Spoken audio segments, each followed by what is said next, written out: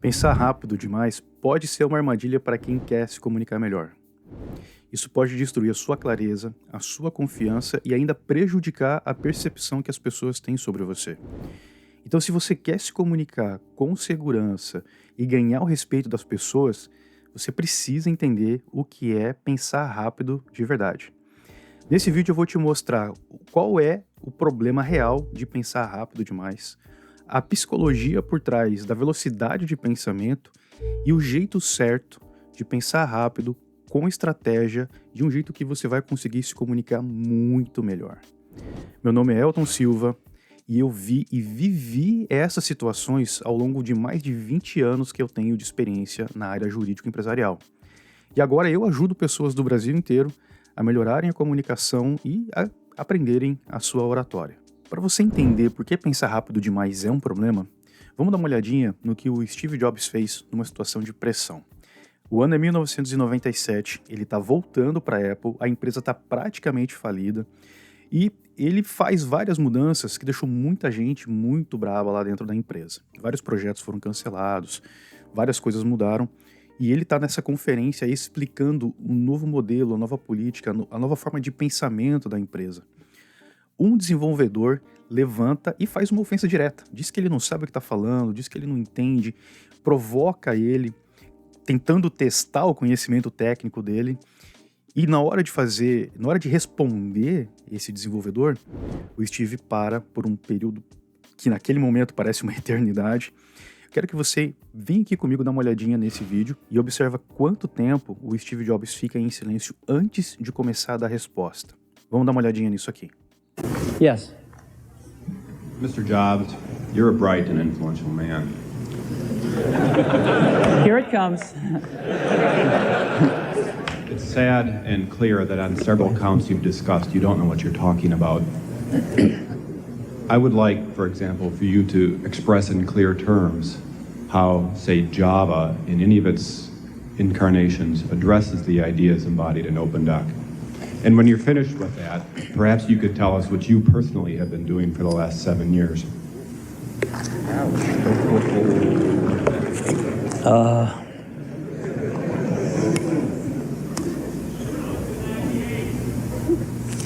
You know, you can please some of the people some of the time, but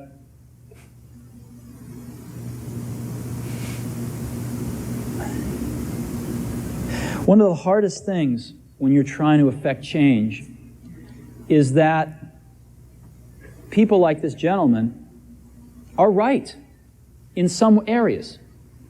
I'm sure that there are some things OpenDoc does, probably even more that I'm not familiar with, that nothing else out there does. And I'm sure that you can make some demos, maybe a small commercial app that demonstrates those things. The hardest thing is Eu vou encerrar o vídeo aqui, mas é interessante você olhar o seguinte. Primeiro, a grande lição aqui é a gente não ser reativo, é você não reagir no momento da pressão. Veja bem, o Steve sofreu uma ofensa, ele foi humilhado na frente de todo mundo, na conferência, na frente da empresa que ele está tentando salvar. Ninguém gosta de sofrer uma crítica, muito menos ser humilhado em público. Então a nossa primeira reação seria entre duas coisas. Ou a gente devolve o ataque, ou seja, você vai ofender de volta, e aí você escala o conflito, ou você fica na defensiva. O que é pior, porque mostra que você não tem capacidade, ou que você está errado, ou que você não é uma pessoa confiável, que você não tem autoridade. O Steve não faz nenhuma dessas duas coisas. Primeiro, ele para e pensa. Se você observar bem, ele fala uma frasezinha no meio do caminho dizendo que não tem como agradar todo mundo o tempo todo. Mas ainda assim, aquilo ali não é a resposta dele. A resposta começa um pouquinho depois. Ele para pensar mais um pouquinho. E aí, ao invés dele começar a escalar o conflito, devolver a ofensa ou ficar na defensiva, primeiro ele reconhece que a dor do desenvolvedor é uma dor legítima. E ele diz, olha, a gente está num momento de transição, fazendo várias mudanças. Então, o que esse senhor está falando faz sentido, né? De certa forma faz sentido, porque É claro, né, projetos foram cancelados. E antes de ele cair na armadilha de entregar uma resposta, enfim, emocional, ele estrutura colocando os argumentos racionais para que ele não se perca na resposta e para que ninguém ali fique descontente. Então, o que o Steve faz é pensa, estrutura o pensamento, estrutura os argumentos e devolve uma resposta. Talvez não fosse a resposta que o desenvolvedor queria ouvir, talvez não fosse a resposta mais adequada, mas é uma resposta muito consistente. Isso leva a gente a começar a entender a psicologia por trás do pensamento, da velocidade de pensamento. Muita gente acaba cedendo, sendo emocional e reage, ataca ou fica na defensiva. Já aconteceu com você? Você já passou por alguma situação em que você reagiu assim de forma instantânea e depois se arrependeu? Ou ficou com aquele branco na cabeça e só foi lembrar disso depois, quando já estava num outro lugar, num outro ambiente, num outro momento em que já não tinha mais como resolver aquilo? Conta pra gente aqui no comentário se você já passou por essa experiência. Eu já passei por isso algumas vezes na vida. Mas agora, para você começar a entender de verdade a psicologia por trás do pensamento, esse livro aqui talvez seja um dos melhores, talvez seja uma das principais obras nos últimos anos, nas últimas décadas, sobre a questão do pensamento, para a gente entender como é que o cérebro funciona. O autor foi ganhador de prêmio Nobel, então era um pesquisador incrível. Daniel Kahneman fez uma obra gigantesca. Nesse livro ele mostra 2 sistemas de pensamento. O nosso pensamento rápido, que é um pensamento automático, intuitivo, que ele não precisa raciocinar, ele quase não se esforça para entregar. E o sistema 2, que é um sistema racional, um sistema mais deliberativo, que demora, que precisa de que gasta um pouco de energia, gasta um pouco de tempo para funcionar. Um exemplo de aplicação do sistema 1, do sistema rápido. Acompanha comigo essa frase. Água mole em pedra dura. Eu tenho certeza que você completou a frase automaticamente aí no seu cérebro. Isso se não falou a frase em voz alta. Esse é o sistema 1 em funcionamento. Ele busca padrões, ele busca repetições, ele busca familiaridade, coisa que ele já viu antes e ele traz para você sem nenhum esforço. Agora o sistema 2, ele é utilizado para entender argumentos mais complexos, para um cálculo matemático mais difícil. Então quando a gente cede ao sistema 1 de forma emocional, muitas vezes ele está só repetindo um padrão e na maioria dos casos ele não é adequado para aquela resposta. No exemplo do Steve Jobs, o padrão é ou você devolve a ofensa ou você fica na defensiva.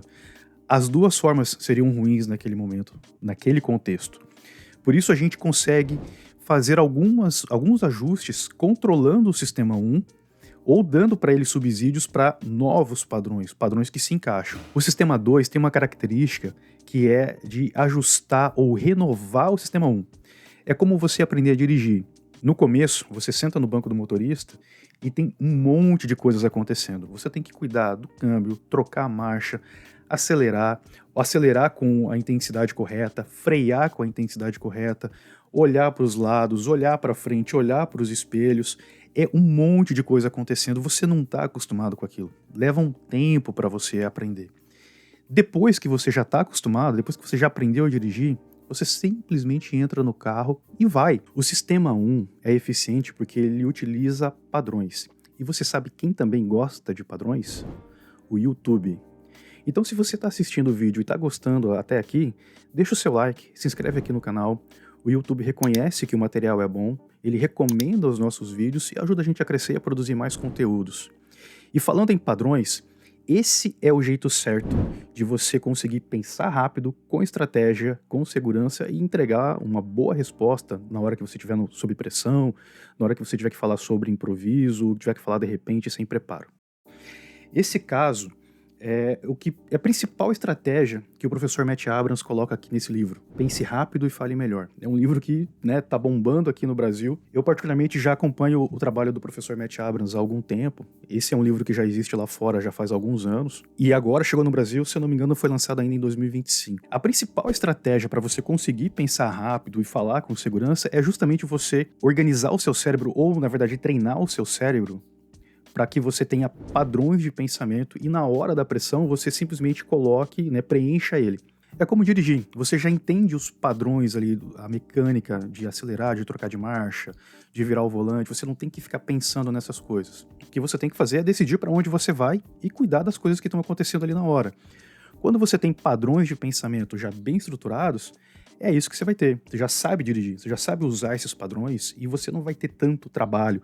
O seu cérebro não vai gastar tanta energia tentando organizar as ideias. Ele simplesmente vai pegar aquele padrão e jogar as ideias ali de forma que você consiga se organizar. Nesse contexto de ter padrões, 3 deles são os principais. Se você dominar esses 3 padrões, você vai ter um repertório que vai cobrir quase que todas as situações que você vai enfrentar na sua vida profissional e até na vida pessoal. O primeiro padrão é o padrão OPA. Significa o quê, por quê e agora. O quê significa a ideia central do que você está falando. Pode ser um lugar, uma pessoa, um evento histórico, uma tese, uma ideia. Enfim, é aquele ponto mais importante da mensagem que você está falando. O porquê significa a razão, o motivo, é a relevância dessa ideia ou dessa pessoa para quem está ouvindo você, para sua audiência. E o agora é alguma etapa, alguma providência, uma tarefa, algo que pode ser feito na sequência relacionado a essa ideia que você está passando. O segundo padrão é o padrão problema, solução, benefício. Esse é o padrão clássico de um discurso persuasivo. Você vai identificar o problema da sua audiência, do seu interlocutor, vai colocar para ele a solução e os benefícios que essa solução traz. Esse é o padrão mais clássico de um discurso persuasivo, de uma fala persuasiva. E por fim, tem um padrão que é o chamado padrão PrEP, P-R-E-P. Você identifica o ponto central, você coloca as razões, os motivos porque aquele ponto central é importante. O E significa exemplos, e isso vai reforçar a sua ideia, a sua fala, e depois você finaliza trazendo o ponto de novo como uma conclusão. Esses 3 padrões são os mais relevantes, são os mais importantes e que você dominando eles, trazendo eles do teu sistema 2 para o seu sistema 1, você vai estar com uma ferramenta, um repertório de ferramentas muito bom, muito importante para que você consiga dar as respostas rápidas quando você precisar. Além desses padrões, existe uma outra infinidade, inclusive variações deles que você pode utilizar. Mas eu recomendo que você comece por eles, domine eles primeiro e com certeza a sua fala, a sua oratória já vai ser melhor do que 90, 95% das pessoas. E se você sente que tem dificuldade na sua comunicação, na sua oratória, que você fica para trás em algumas reuniões, que você vê que alguns colegas estão avançando na carreira e você está ficando, foi o que aconteceu comigo no início da minha carreira, eu deixei aqui no comentário fixado e na descrição uma surpresa para você.